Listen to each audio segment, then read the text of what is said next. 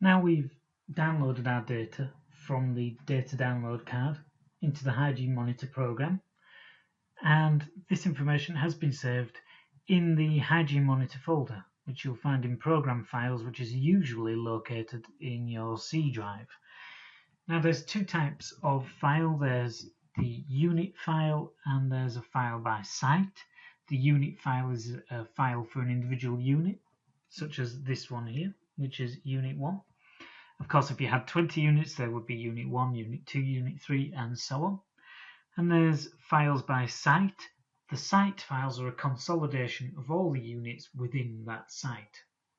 Now I've prepared some test data here, so I'm just going to open that. It's a CSV file, so it's fairly basic. There's information in rows and columns, and sometimes it's quite difficult to get to the bottom of what it's saying. So we're going to use the datasheet. You can choose to use the datasheet, or you can choose to do something else with the information from this CSV file. We supply the datasheet as a way for you to present your data if you wish to use it. So I'm going to use the Ultima datasheet.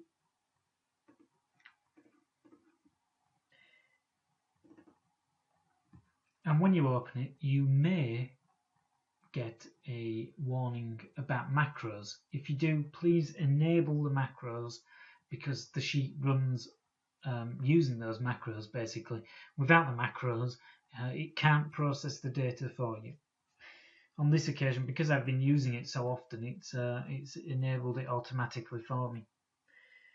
So I'm going to go collect the data. Now, this data has come from a site file.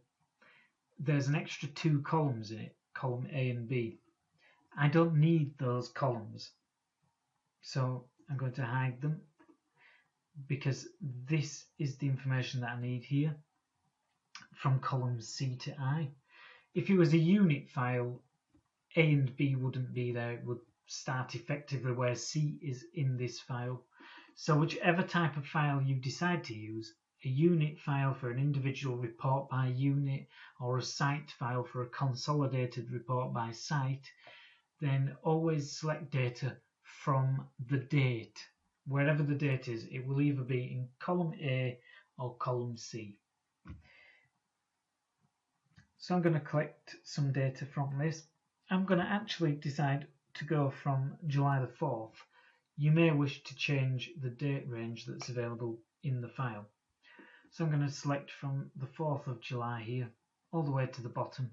You can do this by selecting it all with your mouse, which can take a little bit of time because sometimes you end up with thousands of rows.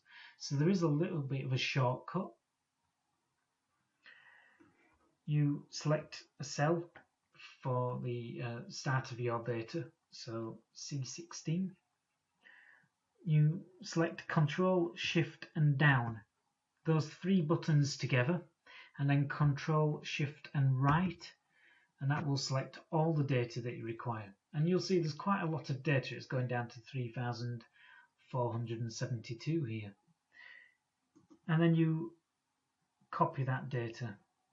But actually, I'm just going to hold off from copying, because before I copy, I need to just make sure that the Ultima datasheet is open, which it is. Good. Okay, so now I'm going to copy that data. And you can tell there's been copied because there's a moving dashed line around the data. And I'm going to paste that information into column, A1, sorry, cell A1. If you right click and always select Paste Special Values and OK. And once you've done that, simply process data. And this can take a little while, but it tells you where the process is at in the bottom left hand corner if you wish to know.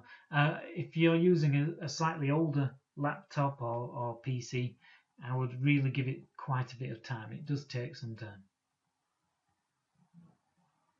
Now I'm going to name the report.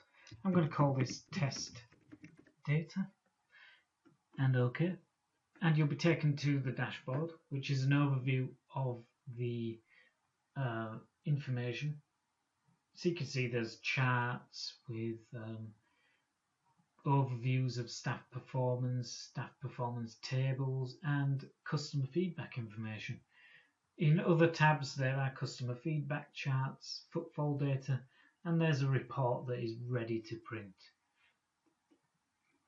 So that's how to transform your data from a CSV file into a series of charts and tables.